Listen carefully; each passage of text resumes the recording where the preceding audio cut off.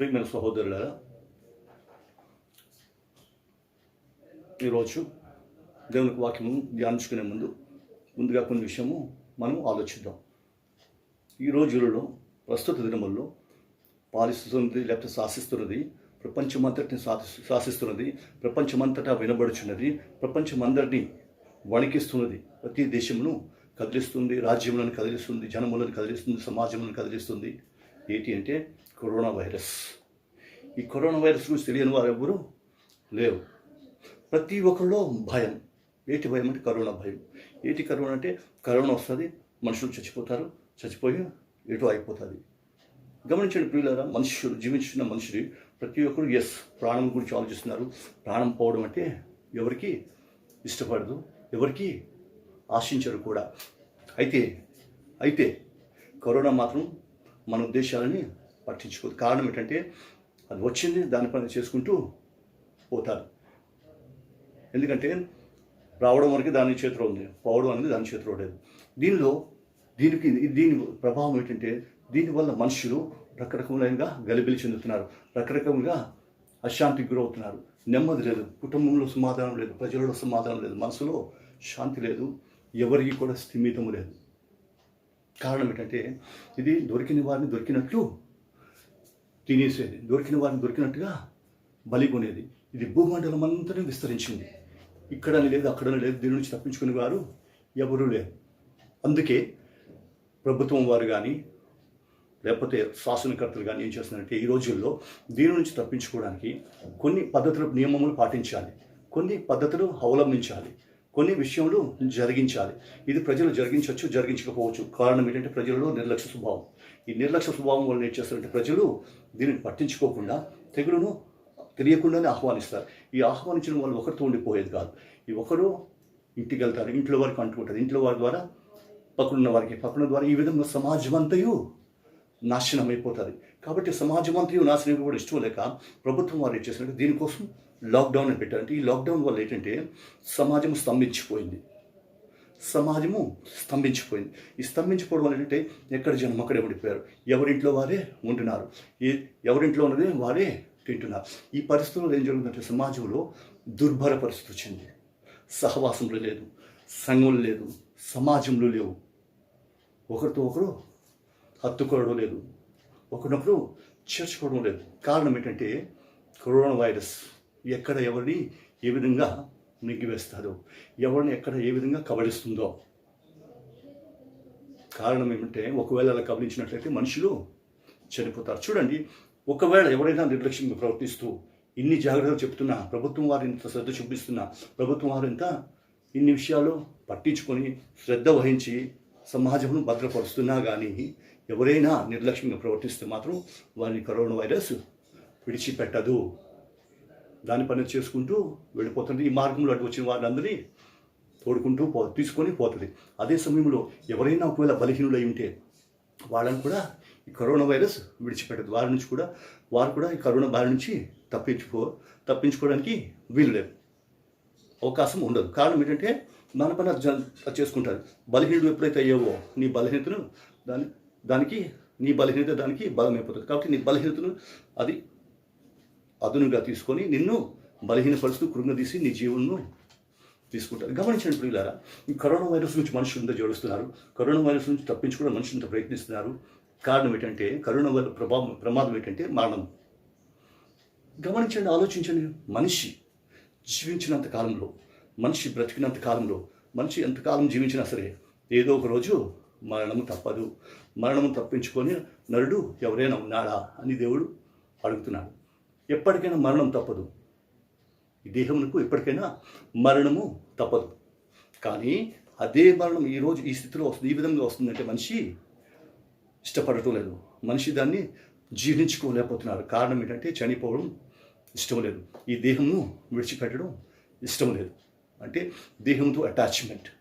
ఈ అటాచ్మెంట్ వల్ల ఏమవుతుందంటే ఎప్పటికైనా తప్పించుకోవాలని ఆ మరణంను ఈరోజు అంగీకరించడానికి మనిషి ఇష్టపడలేదు. గమనించండి ప్రియులారా, నీ శరీరం గురించి ఏదో ఒక రోజు విడిచి ఈ శరీరం గురించి నువ్వెంత శ్రద్ధ చూపిస్తున్నావే, ఏదో ఒక రోజు వదిలివేయవలసిన ఈ శరీరం గురించి నువ్వు ఇంత ఆలోచిస్తున్నావే. ఇది మట్టి శరీరం, మట్టికే వెళ్ళిపోవచ్చు, ఉంది. కానీ ఈ శరీరం గురించి ఇంత శ్రద్ధ వహిస్తున్నాం. దీని గురించి కొన్ని విషయాలు కూడా పాటిస్తున్నారు. ఏంటంటే ఈ తెగులు దగ్గరికి రాకూడదు అంటే, తెగులు దగ్గరికి రాకూడదు అంటే ఏం చేయాలి? కొన్ని పద్ధతులు పాటించాలి. ఏంటా పద్ధతులు? చూడండి, ఈ రోజుల్లో ప్రతి ఒక్కరు మన సమాజంలో అందరూ కలిసి చూస్తున్నాం, సహజీవనం చేస్తుండే వాళ్ళు, అన్నీ చేస్తుండే వాళ్ళు, అన్నీ చేస్తూ అందరితో కలిసి అన్ని విధాలుగా మనం ఒకరినొకరు హత్తుకుంటూ ఒకరినొకరు చేర్చుకుంటూ ఈ విధంగా జీవించేవాళ్ళం. కానీ ఈ పరిస్థితుల్లో ఇప్పుడు ఈ కరోనా నుంచి తప్పించుకోవడానికి, ఈ మరణం నుంచి తప్పించుకోవడానికి మనుషులు ఏం చేస్తున్నారంటే కొన్ని సూత్రాలు పెట్టుకున్నారు. అయితే కొన్ని సూత్రాలు, కొన్ని 10 సూత్రాలు పెట్టుకున్నారు. ఈ 10 సూత్రాలు ఒకవేళ పాటించినట్లయితే ఈ ఆకస్మిక మరణం నుంచి మనము తప్పించుకోగలం, లేకపోతే ఈ రోగము నుంచి మనము తప్పించుకోగలం. ఏటా 10 సూత్రాలు చెప్తాను, చూడండి, గమనించండి. ఏంటంటే మొదటిది, చేతులు శుభ్రంగా కడుక్కోవాలి, చేతులు పరిశుభ్రంగా ఉంచుకోవాలి, చేతులకి ఎటువంటి అపవిత్రత అంటకూడదు. నెంబర్ 2, సామాజిక దూరం పాటించాలి, సామాజిక దూరంను పాటించాలి. మూడవది, నీకు ఒకవేళ అనారోగ్యం చేసి తుమ్ము వచ్చింది, లేకపోతే నీ వల్ల ఏదైనా ఎదుటి వారికి అంటుకునే అవకాశం ఉంది, అప్పుడు ఏం చేయాలంటే నువ్వు ముక్కు మూసుకోవాలి. అంటే తుమ్మినప్పుడు నువ్వు ముక్కు మూసుకోవాలి. ఎందుకంటే నీ వల్ల ఇంకొకరికి హాని కలగకూడదు, నీ వల్ల ఇంకొకరికి నష్టం కలగకూడదు. ఎందుకంటే నువ్వు ఎలాగైతే ఆరోగ్యం ఉండాలనుకుంటున్నావు అలాగే ఎదుటివారు కూడా ఆరోగ్యంగా ఉండాలనుకుంటారు. ఇది. తర్వాత మూడవది, మనిషిని కలిసినప్పుడు చేసుకునేది ఏంటి? కరచాలనం, షేక్ హ్యాండ్స్. కానీ ఇది వచ్చిన తర్వాత ఏం చేస్తున్నారు? షేక్ హ్యాండ్స్ మానేశారు. షేక్ హ్యాండ్స్ ఇవ్వడం మానేశారు. అంటే షేక్ హ్యాండ్స్ ఆపేయాలి. తర్వాత ఒకరినొకరు హత్తుకోవడం లేదు. ప్రేమ అభిమానాలు ఎక్కువైపోతే, సహవాసం ఎక్కువైతే, లేకపోతే మనవారు అనిపిస్తే అటువంటి వారిని మనం చేర్చుకునే విధానం ఎలాంటిది? హత్తుకోవడం. ప్రియ సహోదరుడా, ప్రియ సహోదరి, లేకపోతే అమ్మ చెల్లి, అక్క చెల్లి, ఈ బాంధవ్యాలు పెట్టి ఒకరినొకరు హత్తుకోవడం జరిగేది. కానీ ఈ కరోనా వచ్చిన తర్వాత ఏం చేశారు? హత్తుకోవడాలు లేవు, చేర్చుకోవడాలు లేవు, సహజీవనం లేదు, అంతా పోయింది. ఒకరినొకరు హత్తుకోవడం లేదు.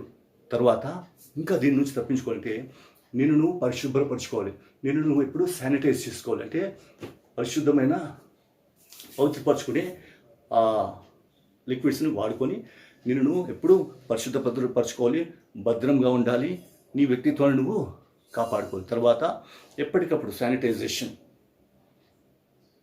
చేసుకుంటూ పని చేసుకుంటూ వచ్చావు వెంటనే శానిటైజ్ చేసుకోవాలి, నిన్ను నువ్వు కాపాడుకోవాలి, నీకు శానిటైజ్ చేసుకోవాలి. ఏ పనైనా చేసి వచ్చి రాగానే నువ్వు చేతులు శానిటైజర్తో కడుక్కోవాలి, అంటే శుభ్రపరచుకోవాలి, సబ్బుతో కడుక్కోవాలి.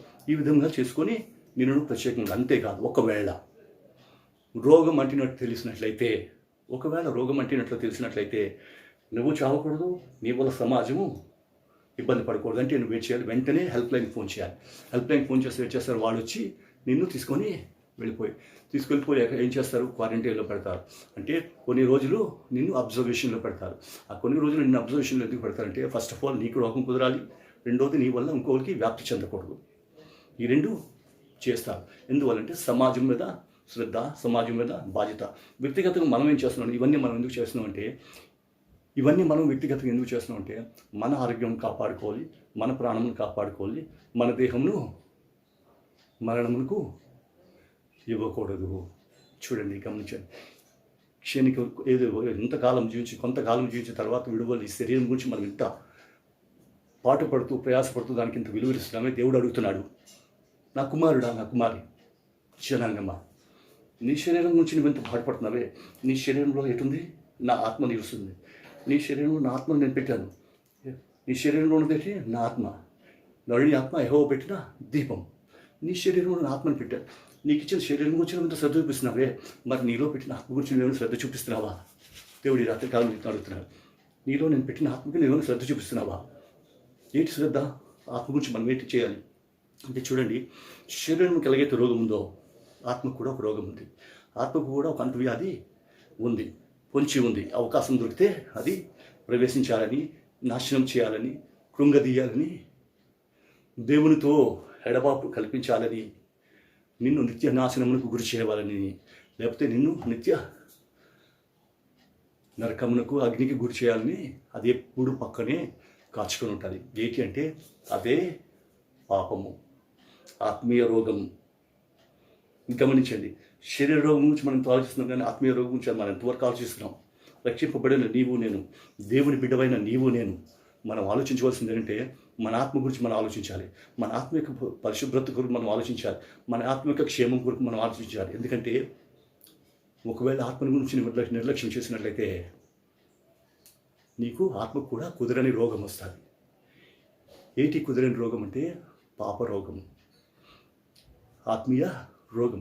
ఎప్పుడైతే ఈ రోగం నీతో వచ్చిందో నువ్వు భౌతికంగా చనిపోయే వరకు అది నిన్ను విడిచిపెట్టదు. దాన్ని నువ్వు తప్పించుకోలేవు. కారణం ఏంటంటే అది వెంటనే ఉండి అవకాశం దొరికినప్పుడు మనిషిని పీడిస్తుంటుంది, మనిషిని శాసిస్తుంటుంది, మనిషిని దోచుకుంటుంది, నిత్యము మనిషిని కృంగదీస్తూ కుళ్ళబెట్టి మనిషిని నానా విధంగా ఇబ్బందులకు గురిచేసి చివరికి తన వంతుగా మరణమునకు తోడుకొని పోతాడు. గమనించండి ప్రియులారా, శరీరం గురించి ఎప్పుడైతే ఇంత శ్రద్ధ తీసుకుంటున్నావో దేవుడు అడిగేదంటే నువ్వు శరీరం గురించి ఇంత శ్రద్ధ తీసుకుంటున్నావు, మంచిది, సంతోషం. నీకు ఇచ్చిన దేహం నువ్వు కాపాడుకుంటున్నావు, మంచిది. అదే సమయంలో నేను పెట్టిన ఆత్మ గురించి నువ్వు ఎంత శ్రద్ధ చూపిస్తున్నావు? నేను పెట్టిన ఆత్మకు రోగం అంటుకోకుండా పాటిస్తున్నావా? శ్రద్ధ చూపిస్తున్నావా? నీకు బాధ్యత లేదా అని దేవుడు నీతో ఈరోజు మాట్లాడబోతున్నాడు. శరీరం ప్రేమిస్తున్నావు, సంతోషం. అదే సమయంలో ఆత్మను కూడా నువ్వు ప్రేమించాలి. ఆత్మ గురించి కూడా నువ్వు శ్రద్ధ చూపించాలి. లేని ఏడు నువ్వు సమాధానం చెప్పుకునే రోజు ఒకటి, తీర్పు రోజు ఒకటి ఉంది. దేవుడు అడుగుతున్నాడు. కాబట్టి ఆ స్థితిలో నువ్వు వెళ్ళకూడదంటే నీ ఆత్మను నువ్వు కాపాడుకోవాలి. నీ ఆత్మను నువ్వు కాపాడుకోవడం ఏం చేయాలి? ఆత్మను కాపాడుకోవడానికి కూడా కొన్ని పద్ధతులు ఉండాలి. ఆత్మను కాపాడుకోవాలంటే దానికి కూడా లాక్డౌన్ ప్రకటించాలి. దానికి కూడా కొన్ని పద్ధతులు పాటించాలి. ఏంటి ఆ పద్ధతులు పాటించాలి? ఏంటి చేయాలి? దాని గురించి మనం నేర్చుకోవాల్సింది, దాని గురించి మనం నేర్చుకోవాల్సింది ఏం మనం చేయగలం అని మనం ఆలోచించినట్టు చూడండి. దీని గురించి ఎలాగైతే 10 సూత్రాలు ఉన్నాయో నీ ఆత్మ గురించి కూడా 10 సూత్రాలు ఉన్నాయి. ఎప్పుడు నువ్వు చేతులు కడుక్కోవాలి కదా, అలాగే ఎప్పుడు నీ హృదయం నువ్వు కడుక్కోవాలి, ఎప్పుడు నీ హృదయం నువ్వు పవిత్రపరచుకోవాలి. చూడండి, నేను చదువుతాను చూడండి. కీర్తనలు 73వ అధ్యాయం 1వ వచనం నేను చదువుతాను చూడండి. కీర్తన 73 1వ వచనం. ఇశ్రాయేలు ఎడల శుద్ధ హృదయుల ఎడల నిశ్చయంగా దేవుడు దయాళుడై ఉన్నాడు. దేవుడు ఎవరి ఎడల దయాళుడై ఉన్నాడు? శుద్ధ హృదయుల ఎడల. అంటే నీ హృదయం ఎలా ఉండాలి? శుద్ధంగా ఉండాలి. నీ హృదయం శుద్ధంగా ఉండాలి, ఎలా ఉండాలి? ఎప్పుడు నీ హృదయము కడగబడిచి ఉండాలి. ఎప్పుడు నీ హృదయము పరిశుభ్రంగా ఉండాలి. ఎప్పుడు నీ హృదయం పరిశుభ్రంగా ఉండాలంటే నీ హృదయం ఏం చేయాలి? ఎప్పటికప్పుడు కడుక్కుంటూ ఉండాలి. నీ హృదయంకు ఎప్పటికప్పుడు అపవిత్రత అంటుతూ ఉంటుంది. కారణం ఏంటంటే అంటాడు, హృదయం అన్నిటికంటే మోసకరమైనది, అది ఘోరమైన వ్యాధి కలది. కాబట్టి ఎప్పుడు అవకాశం వస్తే అప్పుడు వ్యాధి అంటుకుంటుంది. ఎప్పుడు అవకాశం దొరికినప్పుడు మోసం చేయడానికి ప్రయత్నిస్తుంటారు.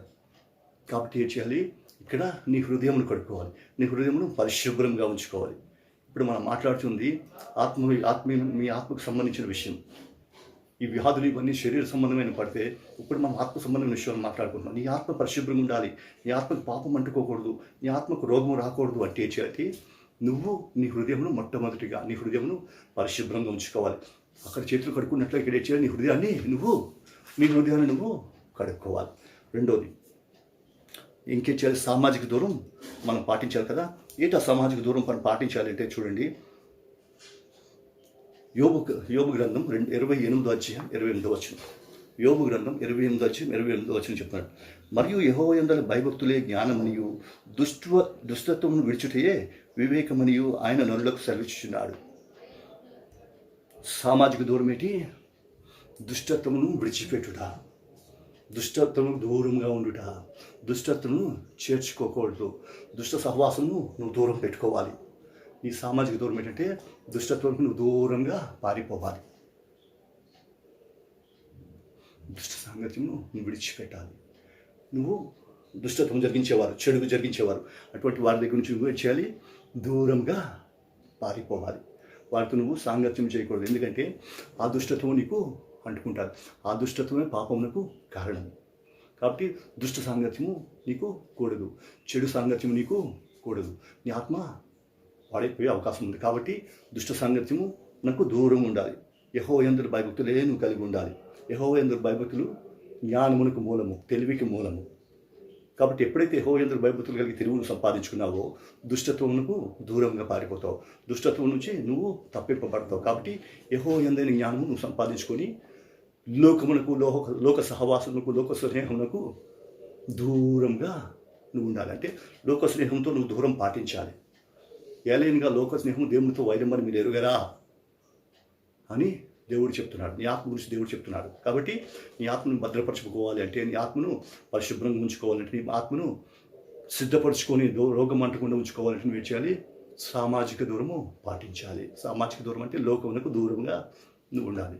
గమనించండి. మూడోది, రోగిని దూరం పెట్టాలి. రోగిని దూరం పెట్టాలి. రోగిని దూరం పెట్టాలంటే ఏం చేయాలి? బైబిల్ చెప్తుంది. కీర్తనలు 1వ అధ్యాయం 1వ వచనం చెప్తుంది, దుష్టుల ఆలోచన చెప్పున నడవక, పాపుల మార్గమున నిలువక, అపహాస్యకులు కూర్చుండి చోటను కూర్చుండక. కీర్తనలు 1వ అధ్యాయం 1వ వచనం. దుష్టులకు నువ్వు దూరంగా ఉండాలి. దుష్టుడు రోగి. ఏది? ఆత్మీయ రోగి. పాపం అనే రోగం అంటిన వారు దుష్టుడు. వాడు చెప్పేది ఎంతసేపు దుష్ట తలంపులు, దుష్ట ఆలోచనలే మాత్రమే వాడు చెప్తాడు. వాడు ఎంతసేపు దుష్ట సాంగత్యమును నేర్పిస్తాడు. నీ ప్రవర్తనను పాడు చేయాలని చూస్తాడు. దుష్టత్వములకు అధిపతి ఎవరు? దుష్టుడు, అపవాది.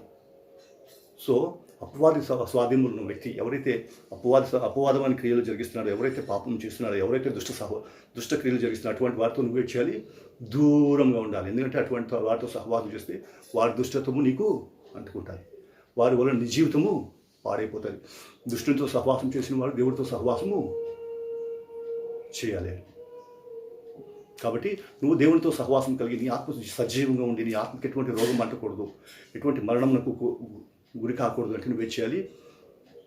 దుష్ట రోగం ఉన్న వ్యక్తికి దూరంగా జీవించాలి. అంటే దుష్టుడికి నువ్వు దూరంగా జీవించాలి. తర్వాత గమనించండి, ఎలాగైతే ఈ లోకంలో నీకు మోచనము నువ్వు అడ్డు పెట్టుకొని ఎదుటి వారికి నష్టం కలిగించుకుంటూ ఉంటున్నావో, అలాగే తెచ్చి నీ ఆత్మను కూడా నువ్వు జాగ్రత్త కాపాడుకుంటూ అదే సమయంలో నిన్ను వలే నీ పొరుగువాడు కూడా పాడైపోకూడదు కదా.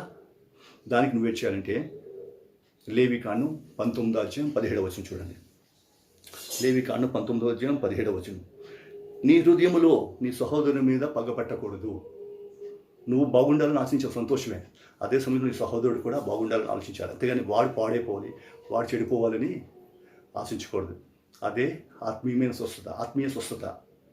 ఒకవేళ అటువంటి దురాలోచన కలిగి ఎదుటివారి కీడు, ఎదుటివారి నాశనం నువ్వు కోరుతున్నట్లయితే నీలో ఆత్మీయ రోగం ఉంది.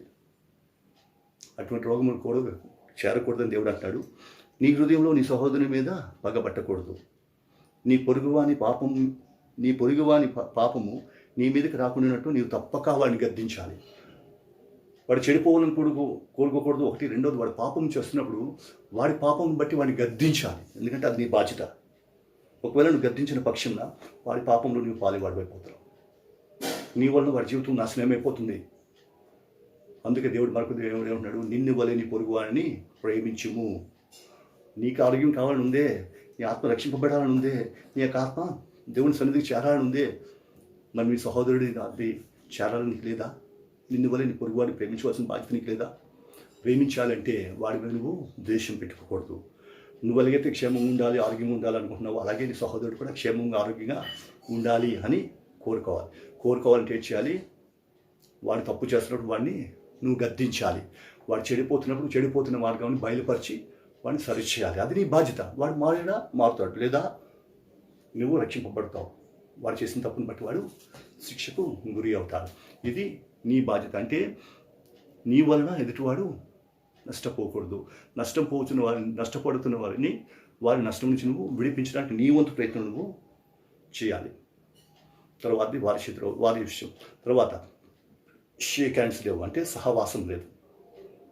మనుషులకి సహవాసం ఎలాగైతే లేదో నీ ఆత్మను కూడా, ఇప్పుడు మనం ఎంతసేపు మనం ఇప్పుడు మాట్లాడుకునే ఆత్మ సంబంధమైన విషయాలు, ఈ ఆత్మ కూడా ఏం చేయాలంటే నువ్వు సహవాసం నీకు లేదు, ఎదుటి వారితో సహవాసం లేదు. దీన్ని చూడండి, పేతురు పత్రిక 2వ అధ్యాయం 1వ వచనం చూడండి. రెండవ పేతురు పత్రిక 2వ అధ్యాయం 1వ వచనం. ఇక్కడ చెప్తున్నాడు నువ్వు ఎవరితో సహవాసం చేయకూడదు. అక్కడ ఏంటంటే రోగ భయంతో మనం చేస్తున్నాం, కానీ ఇక్కడ ఏంటంటే ఈ ఆత్మీయ రోగం ఇక్కడ కూడా ఆత్మరోగం మనకు అంటుకోకూడదు. అంటే అదే ఆత్మీయ రోగం మనం గురి కాకూడదు. అంటే పాపం నీలో అట్టకూడదు, నీలో భ్రష్టత్వం చేరకూడదు, నీలో చెడుగు చేరకూడదు. అంటే నువ్వే చేయాలి? నీ సహవాసం జాగ్రత్తగా చూసుకోవాలి. నువ్వు ఎవరితో ఫ్రెండ్షిప్ చేస్తున్న వాళ్ళతో జాగ్రత్తగా చూసుకోవాలి. 2వ పేతురు పత్రిక 2వ అధ్యాయం 1వ వచనం చూద్దాం. 2వ పేతురు పత్రిక 2వ అధ్యాయం 1వ వచనం. ఇక్కడ అంటాడు, మీ మధ్య అనేకమైన జనులు ఉన్నారు, రకరకమైన జనులు ఉన్నారు. అయితే నువ్వు వెయిట్ చేయాలని జాగ్రత్త. మరియు అబద్ధ ప్రవక్తలు ప్రజలలో ఉంది, అటువలనే మీలోనూ అబద్ధ ప్రవక్తలు ఉందరు. దుర్బోధకులు ఉంటారు, చెడు సహవాసం గలవారు ఉంటారు, అక్రమమైన పద్ధతులను ప్రేరేపించేవారు, అక్రమమైన పద్ధతులను పాటించేవారు, వాటిని బోధించేవారు, వాటిలోనికి నేను నడిపించేవారు నీ మధ్యలోనే ఉంటారు. కాబట్టి అటువంటి వారితో ఏం చేయాలి? ప్రజల్లో ఉంటే అటువలే మీరు అబద్ధ బోధకులు ఉందరు. వీరు తమ్మును కొనిన ప్రభువును కూడా విసర్జిస్తారు. వీరు దేవుణ్ణి కూడా విసర్జిస్తారు.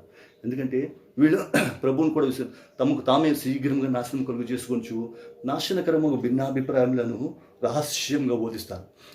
వాళ్ళు చెడిపోతుంది కాక మీరు కూడా అటు విధంగా చెడిపోవాలని రహస్యమైన బోధలు నీకు చేస్తుంటారు. ఎలా చేస్తుంటారు? రహస్యమైన బోధలు నీకు చేస్తుంటారు. కారణం ఏంటంటే నిన్ను చెడగొట్టాలని. కాబట్టి ఇటువంటి వారితో నువ్వు జాగ్రత్తగా ఉండాలి. ఇటువంటి వారితో నువ్వు సహవాసం చేసేటప్పుడు చాలా జాగ్రత్త ఉండాలి. ఇటువంటి వారితో దేవుడు చెప్తుందంటే సహవాసం చేయకూడదు, వారితో ఫ్రెండ్షిప్ నీకు వద్దు. ఎందుకు నీకు వారితో ఫ్రెండ్షిప్? ఎందుకంటే వీళ్ళు వాళ్ళు ఇచ్చేది ఏంటంటే నీకు ఆత్మీయ రోగం వస్తుంది, పాపం నీకు అంటుకుంటుంది, నీ ఆత్మకు స్వస్థత ఉండదు, నీ ఆత్మ యొక్క స్వస్థత కోల్పోతుంది. కాబట్టి ఇటువంటి వారితో నువ్వు సహవాసం చేయకూడదు. ప్రియుడా, నీ ఆత్మను ప్రేమిస్తూ దేవుడు చెప్తున్నాడు ఇవన్నీ. నువ్వు శరీరం గురించే కాదు, నువ్వు ధ్యానించవలసిన నీ ఆత్మ గురించి కూడా. ఎందుకంటే ఆత్మకు కూడా ఇదే పరిస్థితి ఉంది.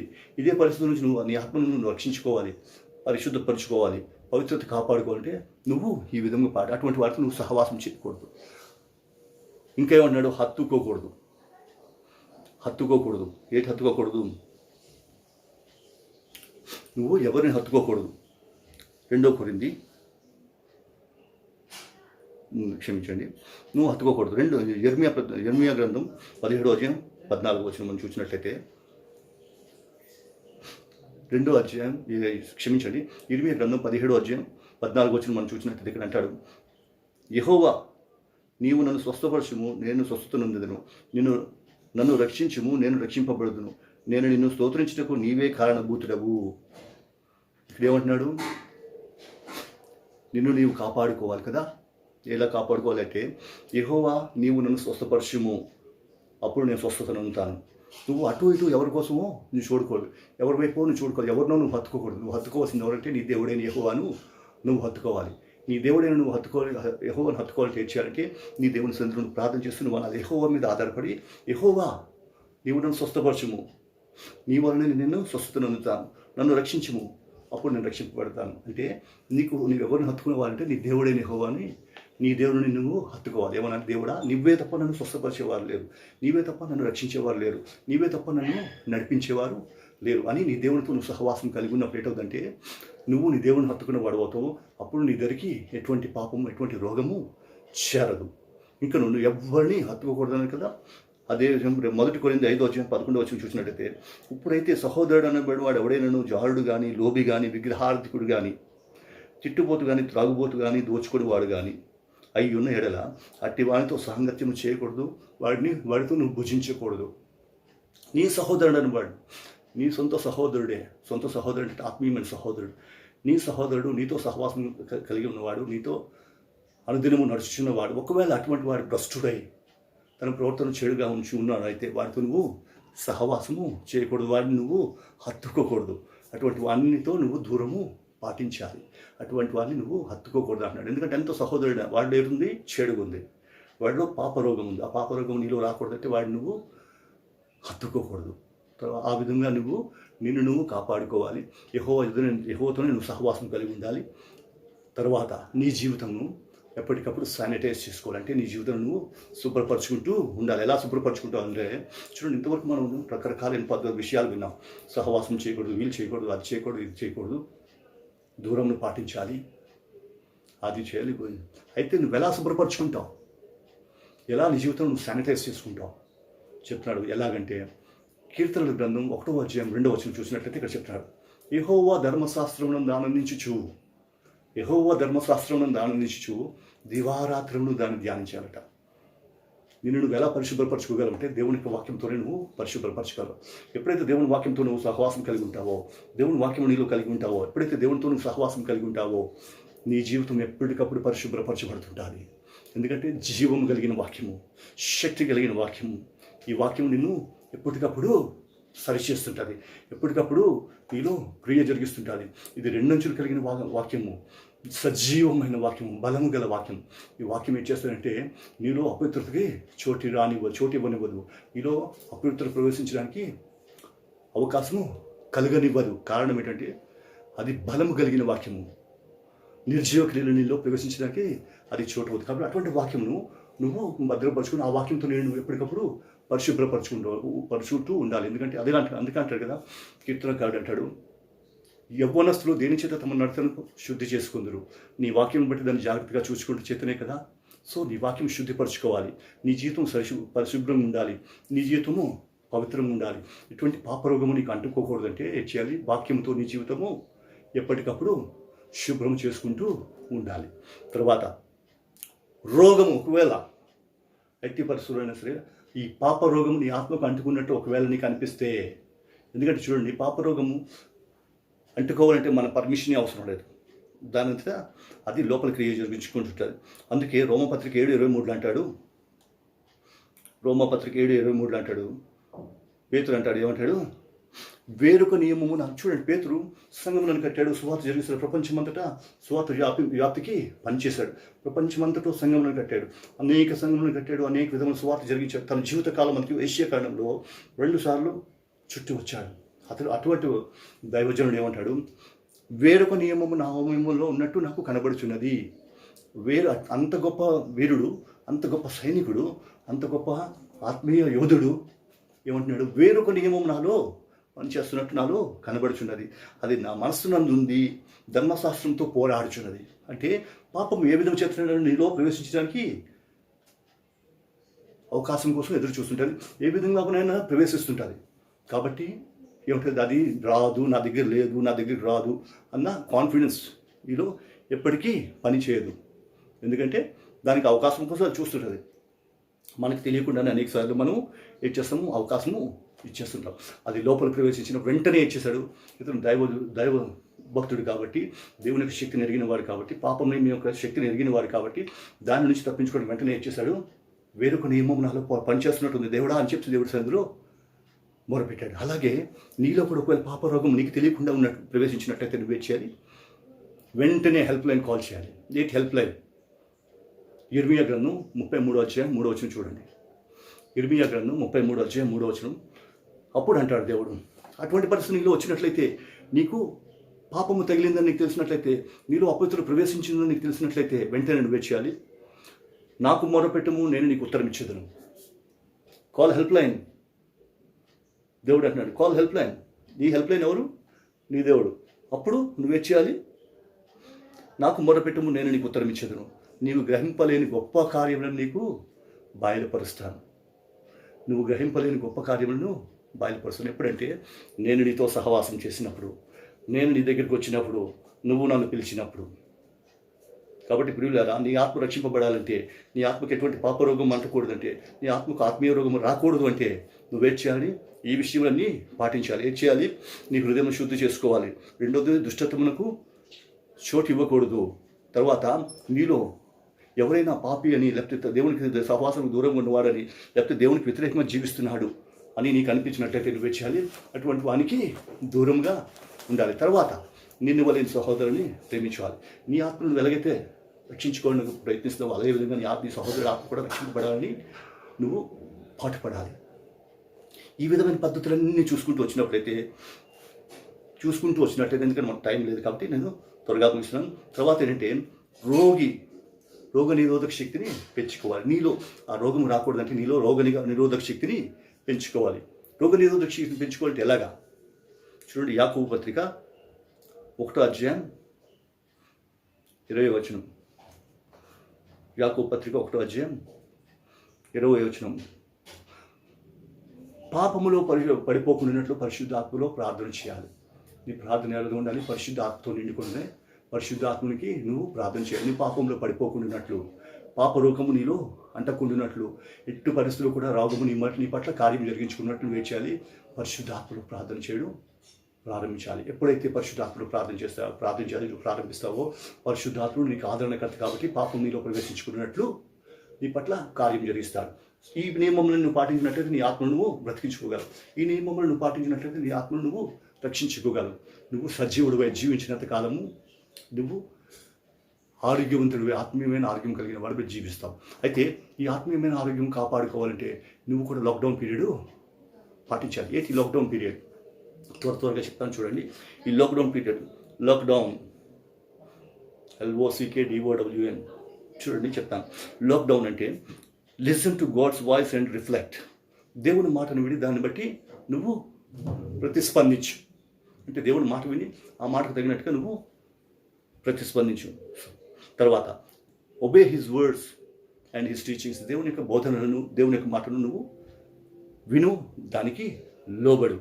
తర్వాత నీకు అవసరమైతే నీ దేవుడని యెహోవా అనే పిలువు. Call on Jesus name and be com.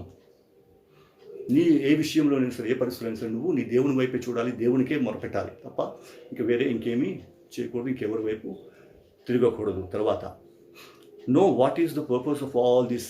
ఇవన్నీ ఎందుకు జరుగుతున్నాయి, ఇవంతా ఎందుకు చెప్పబడుతుంది అన్నది నువ్వు గ్రహించాలి. గ్రహించి నీ ఆత్మలో దాన్ని భద్రపరచుకోవాలి. తర్వాత dwell in the presence, do not panic. దేవుని యొక్క సన్నిధిలో నువ్వు జీవించాలి. దీనిని నువ్వు చూసి జడిసిపోకూడదు. ఎందుకంటే నీ దేవుడు నీ పక్షంగా ఉన్నాడు కాబట్టి ఏ తెగులను, నీ గుడారను సమీపించదు. ఏ తెగులను నీ గుడాలను సమీపించదని చెప్పిన దేవుడు ఏమంటున్నాడు? నీకు సంపూర్ణమైన ఆరోగ్యం ఇస్తాడు. అటువంటి ఆరోగ్యమే ఇక్కడ ఆత్మీయ ఆరోగ్యం. కాబట్టి ఈ ఆత్మీయ ఆరోగ్యం కావాలంటే నువ్వు దేవునితో సన్నిధిలో నిత్యము కనబడాలి.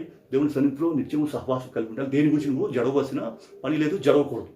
అదే దేవుడు ఇక్కడ చెప్తున్నాడు. తర్వాత offer prayers for every one safety. నీ గురించి నువ్వు బ్రతకడమే కాదు, ప్రతి ఒక్కరి క్షేమం కోసం కూడా నువ్వు ప్రార్థన చేయాలి. అందరి రక్షణ కొరకు నువ్వు ప్రార్థన చేయాలి. అందరి ఆత్మీయ ఆరోగ్యం కోసం కూడా నువ్వు ప్రార్థన చేయాలి. ఎవరు పడిపోవాలి, చెడిపోవాలని నువ్వు కోరుకోకూడదు. తర్వాత nurture personal relations with your God. దేవునితో నీకున్న సంబంధాన్ని బలపరచుకోవాలి. దేవునితో నీకున్న సంబంధాన్ని దినదినము బలపరచుకోవాలి. ఎప్పుడైతే ఈ విధంగా బలపరుచుకుంటావో నీ ఆత్మ పోషింపబడి, నీ ఆత్మలో సమృద్ధి అయిన ఆరోగ్యం ఉండి, నీ ఆత్మలో సంపూర్ణమైన శక్తి కలిగిన వాడివే నిత్యము దేవునితో సహవాసం కలిగి ఉంటావు. ఎప్పుడైతే నిత్యము దేవునితో సహవాసం కలిగి ఉంటావో దేవుడు నిన్ను ఎలా పోషించాలో అలా నీ పోషిస్తుంటాడు. దేవుడు నిన్ను ఎలా బలపరచాలో అలా నిన్ను బలపరుస్తాడు. దేవుడు నిన్ను ఎలా నడిపించాలో అలాగ నిన్ను నడిపిస్తుంటాడు. అప్పుడు ఎటువంటి పాపరోగము, ఎటువంటి పాప నియమము నీలో క్రియ జరిగించదు. నువ్వెక్కడా ఓడిపోవు. ఎటువంటి ఆత్మీయ రోగము నీలో ప్రవేశించదు. కాబట్టి ప్రియులారా, ఒకవేళ ఇందాక నేను చెప్పినట్టు ఆత్మీయ రోగము నీకు అంటుకున్నట్టు ఒకవేళ తెలిసినట్లయితే అప్పుడు ఏం చేస్తారు? మామూలుగా ఈ రోగం అంటుకుంటే ఏం చేస్తారు? క్వారంటైన్కి తీసుకెళ్తారు.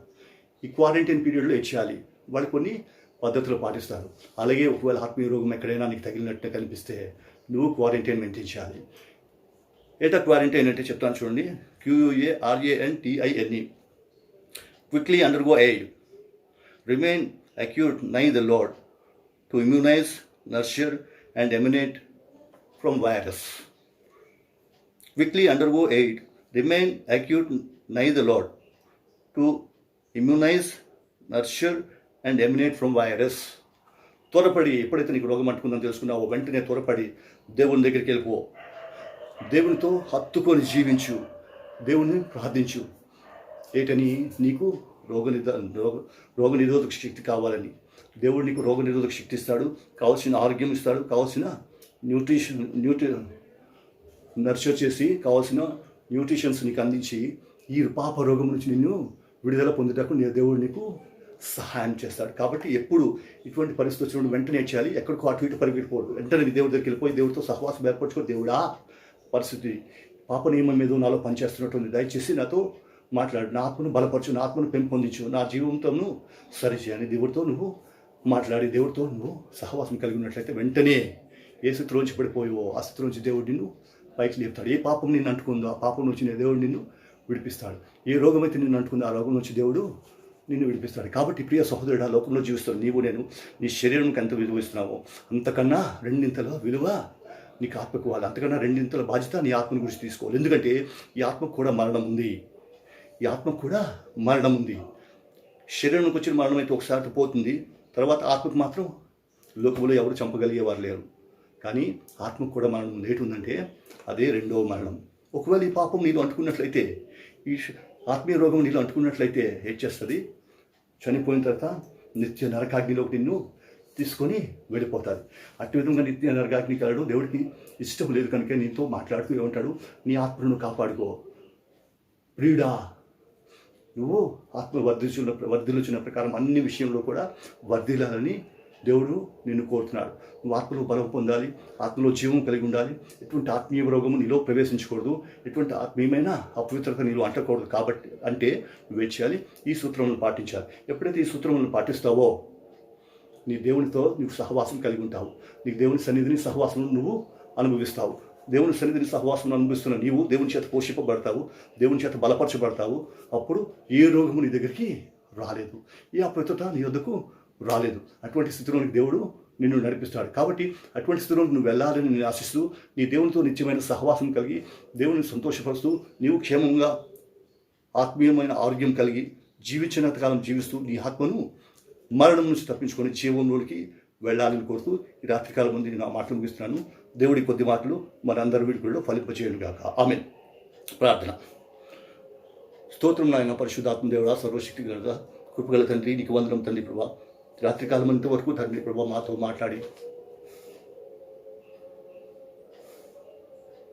మా ఆత్మను కూర్చుని తండ్రి ప్రభా భారం కలిగి తండ్రి ప్రభా మా ఆత్మను భద్రపరచుకోవాలని తండ్రి ప్రభా, మా ఆత్మీయ రోగములో మేము పడిపోకుండా, ఆత్మీయ రోగం మాకు అంటకుండా తండ్రి ప్రభా మా ఆత్మ యొక్క విలువను మాకు బయలుపరిచి ఆత్మను ఏ విధంగా పోషించుకోవడం, ఆత్మను ఏ విధంగా పరిరక్షించుకోవడం, ఆత్మను ఏ విధంగా తండ్రి ప్రభా భద్రపరచుకోవడం, ఆత్మీయ మరణం నుంచి ఏ విధంగా తప్పించుకోవాలి మీరు మాకు బయలుపరిచిన విధానం బట్టి వందను.